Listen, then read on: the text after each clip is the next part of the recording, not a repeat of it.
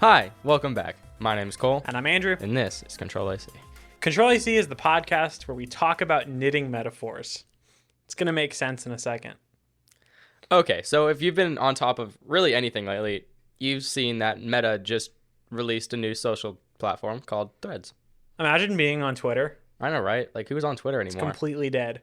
So Threads is out, the long-rumored Meta Instagram, Twitter competitor. It's pretty interesting. It's also dead as of right now. So I was heading to dinner and I got a notification from someone I follow on Twitter, clicked it, and it was their Thread profile. And I was like, oh, sweet, Threads is out. And then within seconds, I get an email, and it was from the App Store, and it was like, your pre-order is available, and it was Threads. So I launched the app. The sign-up process is so easy. You just click like merge, and it throws all your Instagram, people you follow onto Threads. That's all nice. And I was threading within like 30 seconds. So that whole first day was pretty cool, and then it sort of died down after that, which we'll talk about. You know what this reminds me of? This reminds me of Be Real.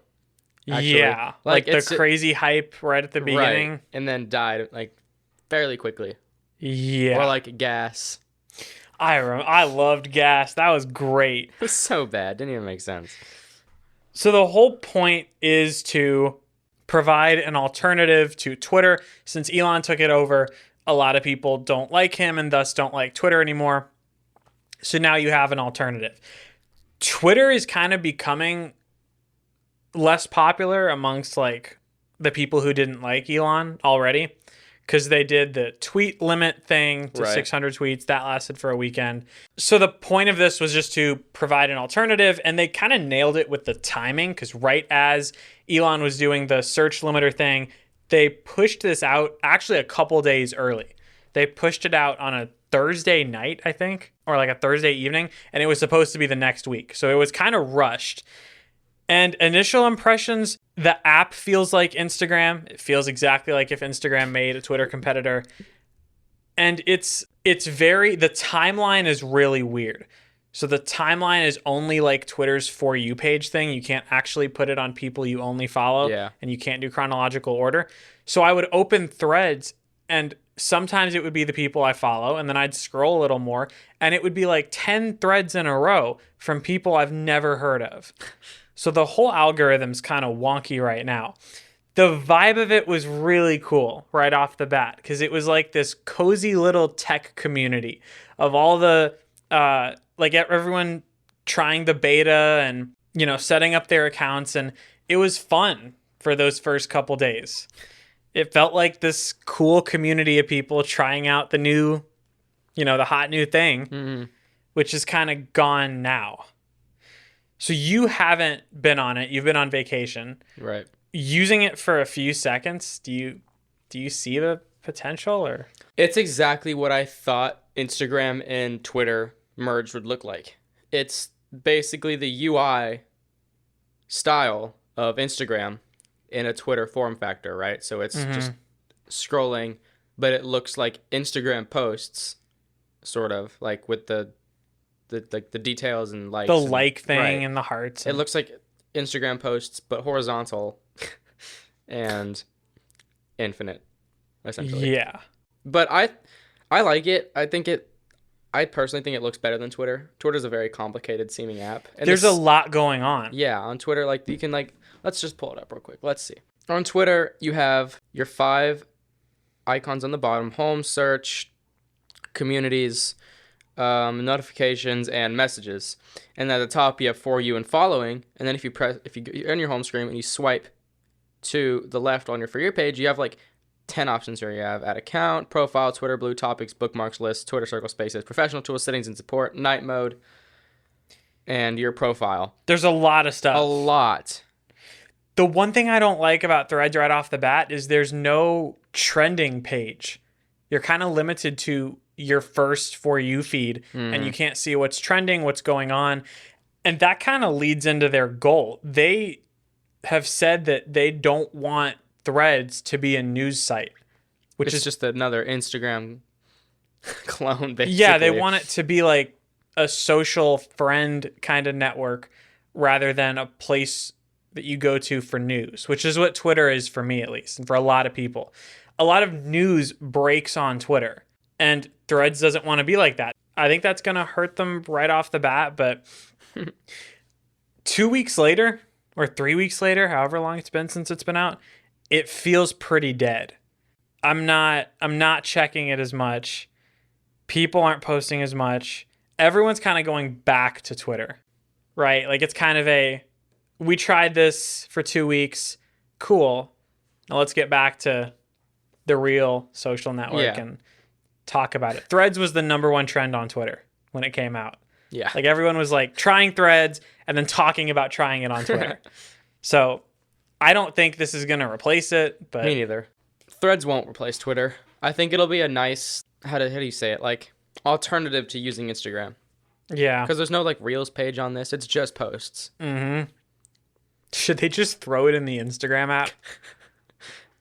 So now you have IGTV, Instagram shop thing, Reels, posts, stories. Threads. Yikes. And it's Threads in there somewhere. No, I think they should keep it a separate app. And if they made it a little bit more like news centered and had like people you follow, there's some stuff that they can do to make it better. But yeah. Also about this, there's this tweet from I don't remember the name of it, but it said basically The Simpsons did it again, and it's a picture of Bart Simpson's ear, which is identical to the Threads logo. Well, that's not true. His ear is like a little line or like a little semicircle with a line coming out of it. But it kind of looks like. But it was fun. It was interesting.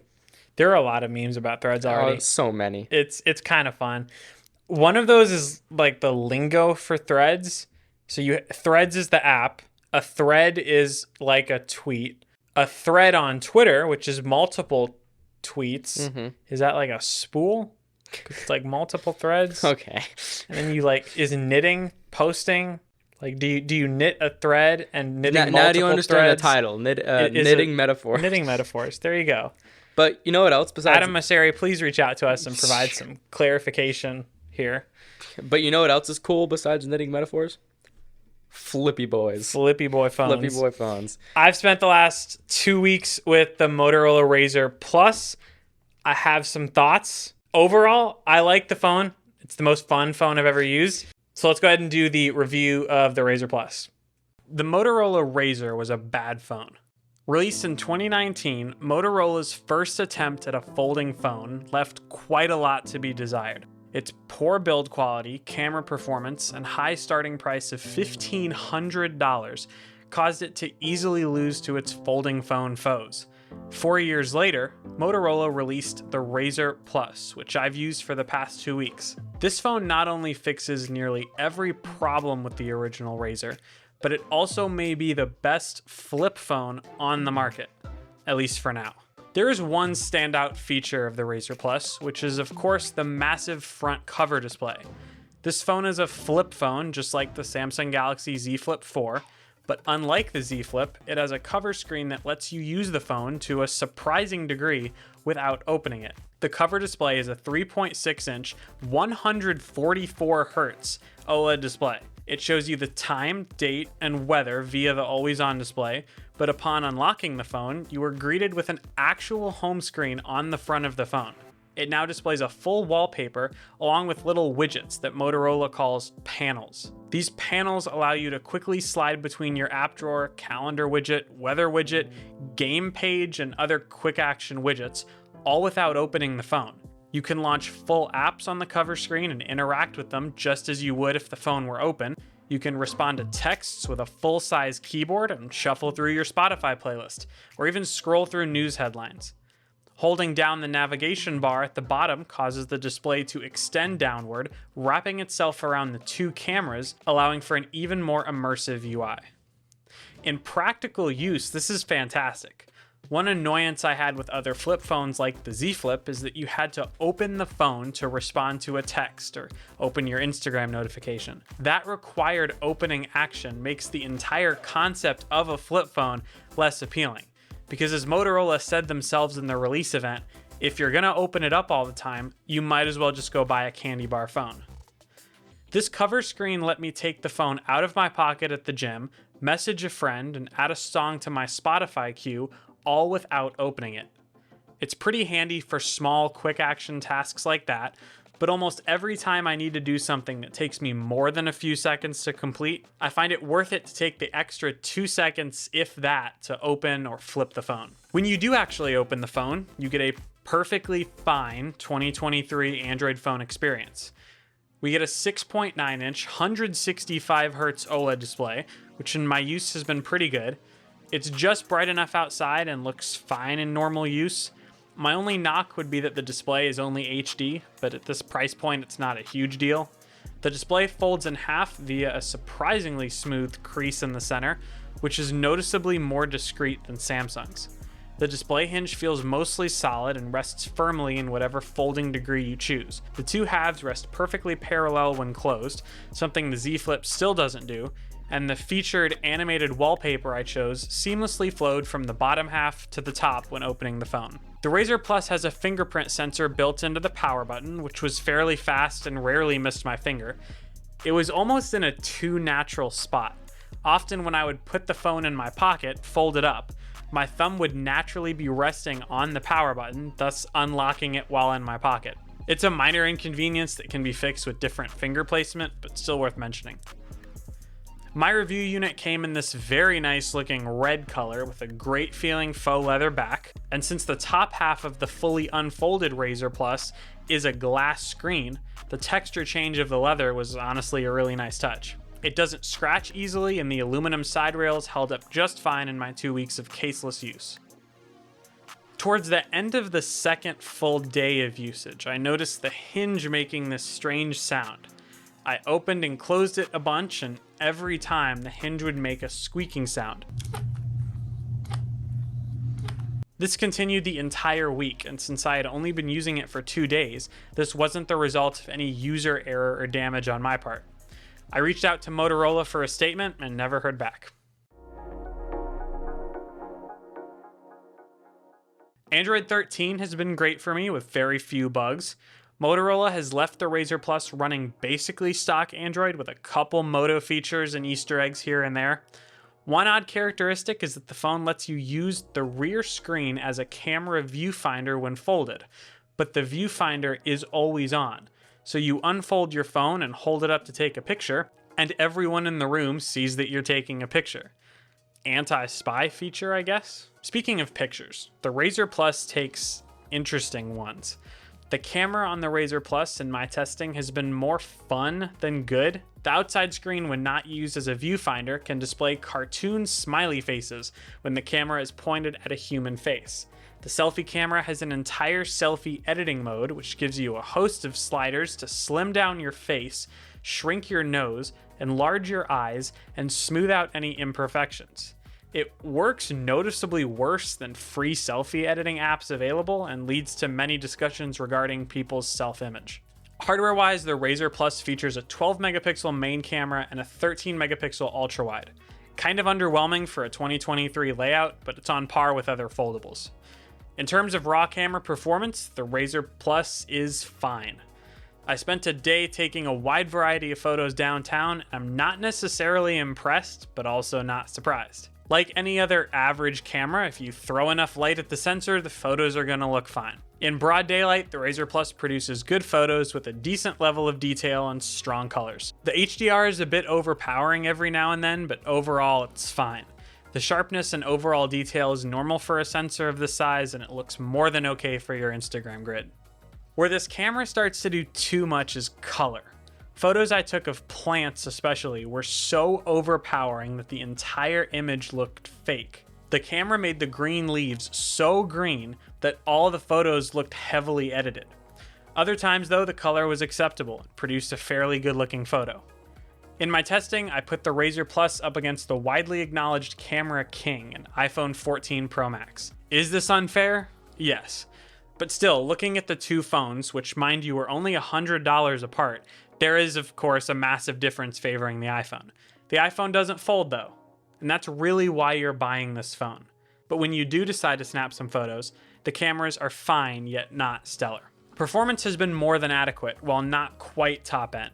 The Razr Plus is running last year's Snapdragon 8 Gen 1 chip, which is snappy enough for this $1,000 phone.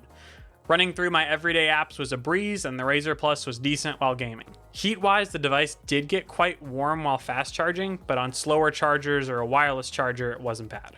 My Razr Plus had 8 gigs of RAM, higher storage models get 12, and 256 gigs of storage, which is UFS 3.1. Those numbers are perfectly fine, however the RAM performance has been kinda iffy during my usage. Apps aren't held open very often and frequently have to reload, but that can most likely be fixed via software update. The battery life has been pretty solid as well. The Razr Plus has a 3800 mAh battery that has gotten me a comfortable 5 or 6 hours of screen time a day. For a battery of that size and a 165Hz display, that's pretty good. The phone can also fast charge using Motorola's amazingly named Turbo Power 30-watt fast charging. I've spent the last 2 weeks with the most fun phone I've ever used. Not the best overall, not the most advanced, but the most fun. From the smiling camera faces to the retro Razr mode, which turns the phone display into that of the old-fashioned Razr flip phones, this phone was exciting to unfold, and as it turns out, that's good enough for some people. The majority of smartphones all look and function the same, so when we get a groundbreaking new innovation, it catches the eye of a normal phone buyer. That's what Samsung's foldables have done for the past 4 years. The Motorola Razr Plus is not revolutionary, but it's added a fantastic feature to an already successful form factor, and has done so in a way that works and looks great. The only problem with this phone is that no phone exists in a vacuum.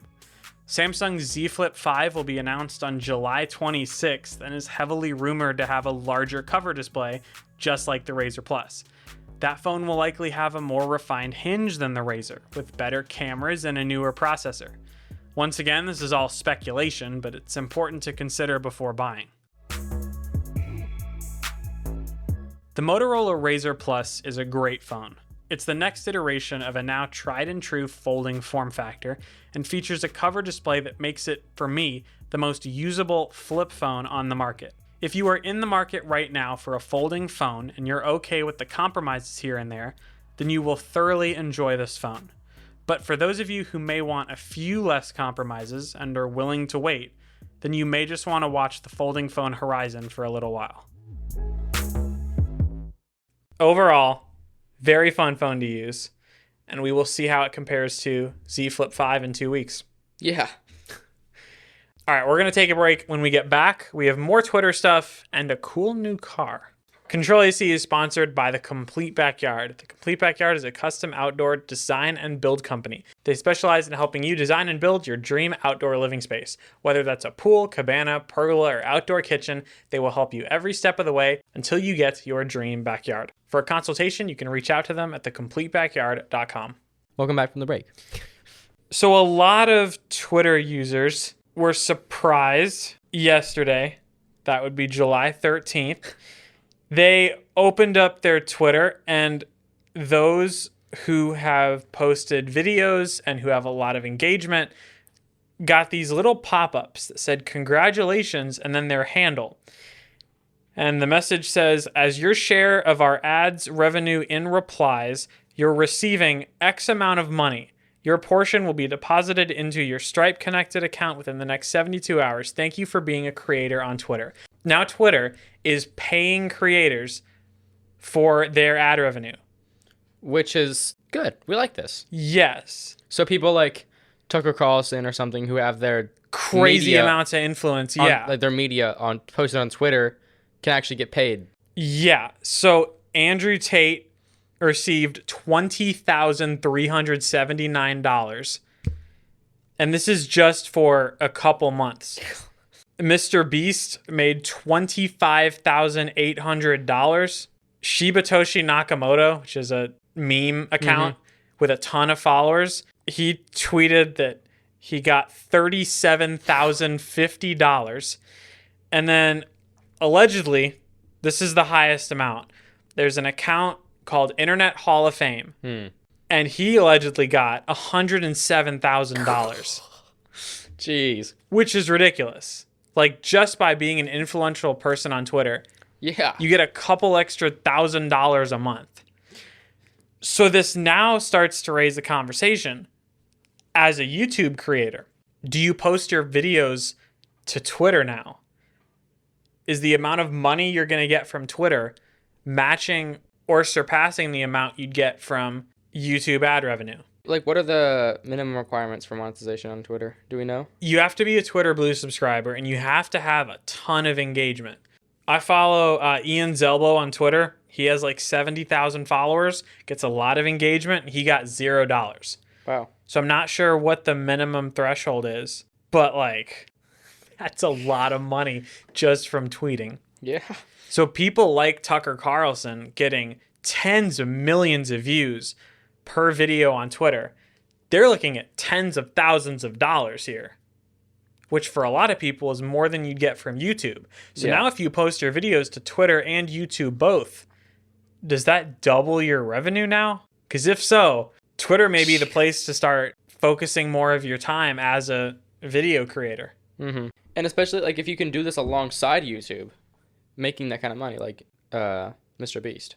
Yeah. Like, it's just extra income. I'm surprised he only got 25K. But still. Yeah, I mean, that's a lot, but it's Mr. Beast. Yeah. His engagement's crazy. Yeah. He just put out a tweet that said, whoever has the most liked comment on this tweet will get my share of ad revenue, which is crazy. Yeah. And I think Andrew Tate has the most. Yeah, it's 209,000, I think. Last time I checked. Andrew Tate and Mr. Beast are just kind of running Twitter. Pretty much. And then there's Internet Hall of Fame. Yeah. Which has dominated my For You page for the past 2 months. Yeah, that's a good account. It's funny. This is interesting. I wouldn't say it's like game breaking or like internet shaking, but it's interesting. So we're going to speed through this. Hyundai has a new trim of its Ioniq 5, which have we ridden in that? We have. We rode in that at the auto show. Did we? Yes. Okay. It was moderately quick. It's like a 6-second 0 to 60, which will be fixed now that it has an N variant. So the Ioniq 5N has dual motors now, fake engine noises, which, new handling upgrades. And the motors can push a maximum of 478 kilowatts using N-Grin boost mode. So, yeah, you press that and it will do 0 to 62 or 0 to 100 kilometers in 3.4, which is still slower than... Is that Model 3 performance? I don't want to get into this, but what I'm learning is that car creators know that people want engine sounds. That's so weird to me. Like the whole... Because the selling point of electric cars used to be... silent. Oh, they're so quiet. Now it's just piping in engine noise. Because people who want new cars also want the roar of an engine, not... So if you want engine noise... Buy a car with an engine. Buy a car with an engine. I don't get it. Me neither, but you know what? But this is cool. Hopefully we can try this at the auto show. But it's weird that they're doing this maximum power button for the maximum acceleration, which is still 0.3 seconds slower than Model 3 performance. Yeah. So, I don't know. But it looks cool. It has like old retro, like JDM almost. Mm-hmm. It looks really cool. Oh, whoa. Okay, so this is from The Verge. Listen to this. The new E-Shift dual clutch transmission On an electric car is designed to make the 2024 Ioniq 5N feel like an internal combustion engine vehicle without the emissions. It simulates gear shifting by adjusting the torque output on the dual motors and includes jolts and fake engine noises to help you pretend you're firing pistons on the racetrack. How are we moving backwards? You can also take manual control using shift paddles, and the system will even punish you with the feeling of a cutoff if you miss the timing. How are we moving backwards? That's actually cool. It's cool, but it's backwards. You'd get made fun of so hard with this thing by any car fan. Electric shifting with fake jolts. How do they do a fake jolt? Probably just under RPM the motor and kick it back. That's weird. So dumb. We've got to try this. We're not sure about the range yet. Who cares, honestly? It has electric shifting. That's so cool. We'll see how this works. I'm sure there will be a POV video, someone driving it, missing an electric shift. So what happens if you just redline it? Will it just not go till you shift? At that point, it's just like a video game. Pretty much. Because if you get annoyed and you're like, oh, I missed the shift, I'll just turn off the transmission and it's back to normal. We'll see. Finally, this is from The Verge. The headline is, actors say Hollywood studios want their AI replicas for free forever. Which is actually something I've never thought about. So if you scan in an actor's entire body, then when they get older, when they eventually die, you would still have the actor for movies via AI. Yeah. Do we like this? Is this creepy? I think it's interesting. Lyrical Lemonade made a music video of Corday and Juice WRLD. Juice WRLD's dead, but they have his face Which in looks the music video. Surprisingly convincing. For a deep fake, it looks really good. I actually thought they just recorded this So did I. before he actually died. But yeah, deepfake technology is getting really impressive. But with a movie, could you eventually just make your own? Like, you pick your own actors. You can pick whatever actors you want. Pick your own story. Write up like the general feel of the movie and then just have AI do it. Yeah. That's crazy. I don't know if this is going to be better or worse. I think it's got to be controlled like everything. So this doesn't like get out of hand. Right. Because people do bad things. Yeah. And being able to have somebody's entire like face, body, everything. It's their whole likeness. They're like, yeah. People can do damage to other people, which is bad. Right. So that I'm assuming this is going to be heavily regulated in the next like decade. Plus then you can have actors getting slammed for saying things that they didn't actually say. Saying things, doing things. Because it's AI. Yeah. Boy, who knows? We'll have an update on this eventually, that's for sure. But what if we're just AI right now? Then you wouldn't know. What if this whole podcast you've been listening to is using iOS 17's voice cloning feature, which we will try because the public beta's out and you can clone your voice now. We can do that. But you know what you can't clone? What can you not clone? This podcast. This was episode 41 of CTRL-AC. If you have any questions, comments, concerns, or you want to spool some threads at us, I'm at Utterly Drew. And I am at ColeWeb06. And we will see you next week. Bye, guys.